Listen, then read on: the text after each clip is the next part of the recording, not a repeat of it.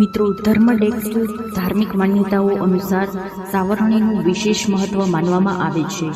આવી પરિસ્થિતિમાં જો તમે સાવરણી સંબંધિત કેટલીક નિયમોનું પાલન કરો છો તો ખરાબ પરિણામોથી બચી શકાય છે.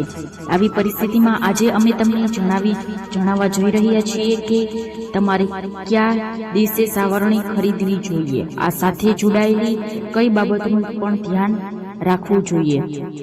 આ દિવસે સાવરણી ન ખરીદવી.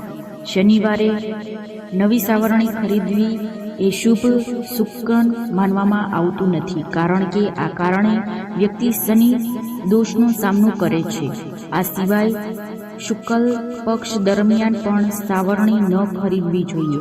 આને આર્થિક સંકટનો સંકેત માનવામાં આવે છે. રવિવારે અને ગુરુવારે સાવરણી ખરીદવી એ પણ શુભ માનવામાં આવતું નથી.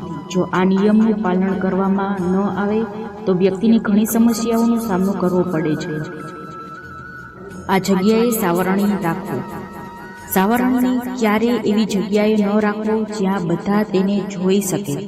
વાસ્તુશાસ્ત્ર અનુસાર ઘરની દક્ષિણ અને પશ્ચિમ દિશા વચ્ચે સાવરણી રાખવી સારી માનવામાં આવે છે. સાવરણી ક્યારેય સીધી ન રાખવી જોઈએ, પરંતુ હંમેશા નીચે પડેલી રાખવી જોઈએ. આમ કરવાથી દેવી લક્ષ્મીને કૃપ જળવાઈ રહે છે. સાવરણી પર પગ મૂકશો નહીં. વાસ્તુશાસ્ત્રમાં એવું માનવામાં આવે છે કે તૂટેલી સાવરણીનો ઉપયોગ કરવો સારું નથી. આવી પરિસ્થિતિમાં તૂટેલી સાવરણી તાત્કાલિક બદલાવવી જોઈએ. ઝાડુ પર વારંવાર પગ ન મૂકવો જોઈએ, નહીં તો દેવી લક્ષ્મી નારાજ થઈ શકે છે.